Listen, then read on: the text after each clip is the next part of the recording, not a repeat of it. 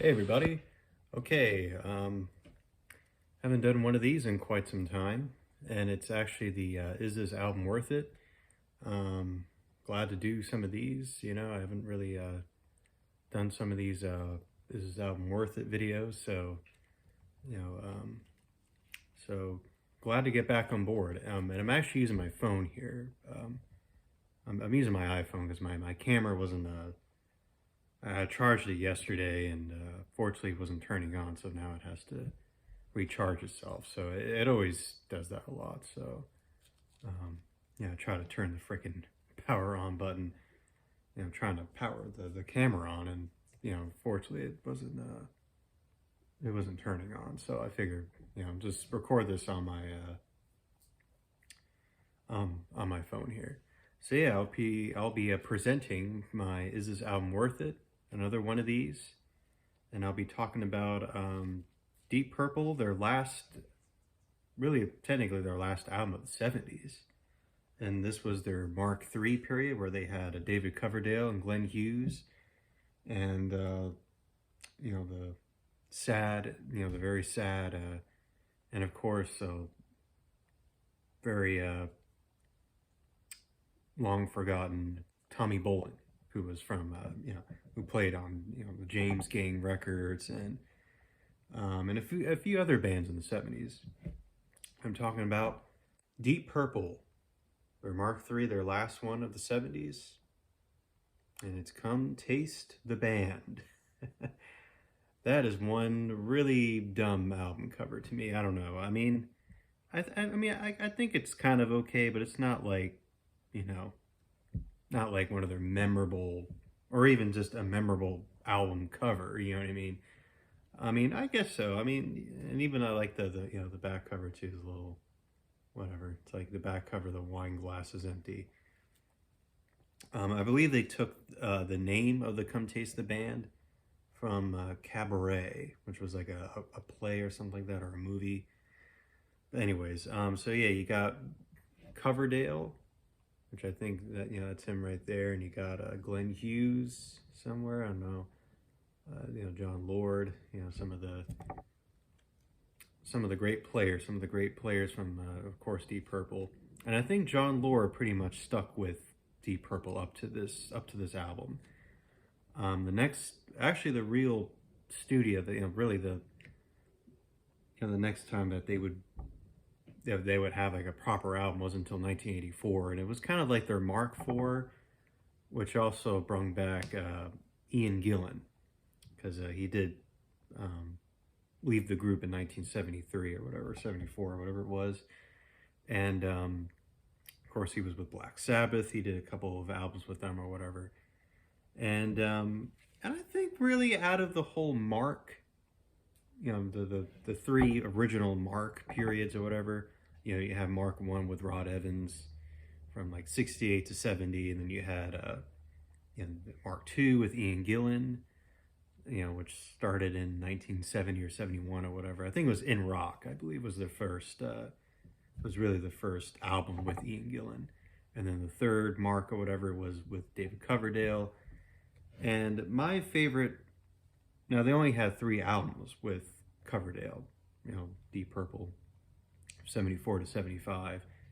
And my favorite is Burn. That is definitely a fantastic, just heavy, heavy album.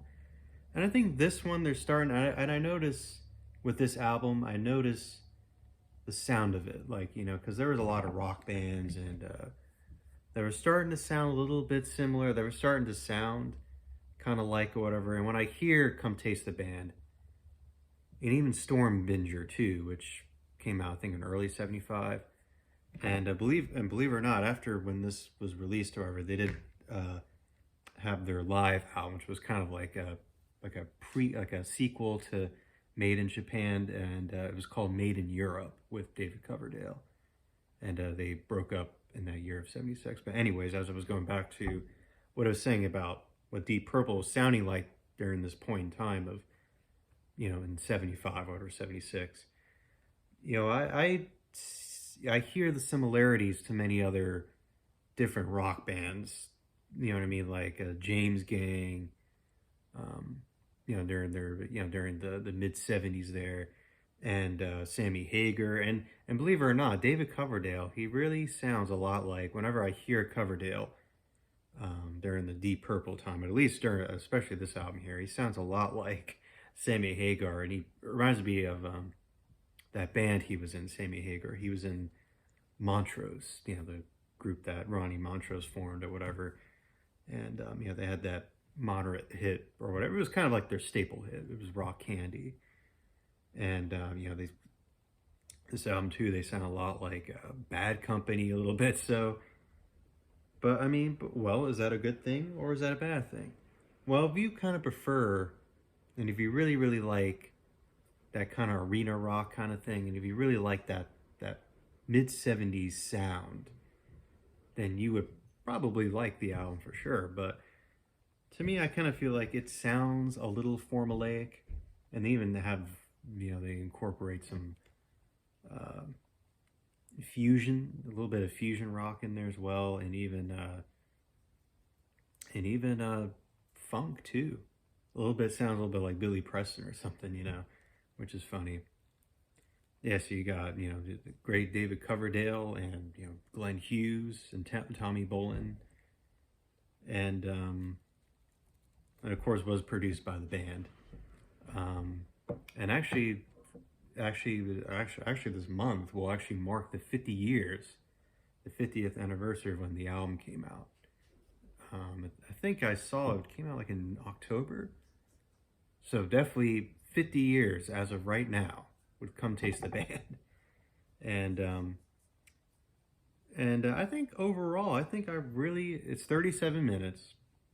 And I think some of the songs, like I said, sounds a little bit formulaic. And I mean, some Deep Purple albums kind of sound a little bit similar, or even if you listen to a Black Sabbath album, it's sort of similar in that way, whatever. Um, and I do like the opening track, "Coming Home." Really, really great opening track. Um, you get a little bit of that kind of really amazing guitar work done by Bolin and Ian Pace. Definitely a great. I don't know if he was good. I think he was a guitarist, right?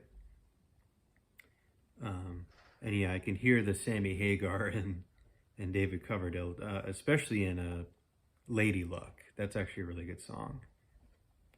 And one cool song that I love, and a good example of the band getting into the funk kind of sound is the song "Love Child." And you gotta love that riff too. If any of you guys have heard this album or whatever, you know how cool that riff is or whatever with the dun, right? Kind of goes like dun, dun, dun, dun, dun, dun, dun, dun. And it kind of goes into and it's so weird because then it gets into this kind of Billy Preston kind of thing. Like it's really cool. Um, yeah, but side one is pretty solid, and I think side two gets a little bit repetitive, I think, but then you get a really amazing, kind of a sweet, kind of, if you will, with this time around an Ode to G, which is kind of like an instrumental, and I really love the smooth ballad. I think Glenn Hughes may be the one who's singing this, I believe, because it's always back and forth between David and Glenn, and it is a really nice, beautiful song. And then you get the ending track, "You Keep On Moving." So yeah, and the album was recorded in the summer of '75 in Munich, and I think overall, I think the way they ended the band, or at least the closing out the band during their peak there in the '70s, I think they hit it pretty well. They hit it home pretty solidly. I wouldn't really necessarily say the closing track isn't a great closer, but they did it pretty well, and then overall, I really think with the overall how I feel about the album, or at least how I can say is the album worth it. I mean, if you really like the '70s arena rock kind of thing, or whatever, and you know, and even progressive rockers as well, like Gentle Giant. They were getting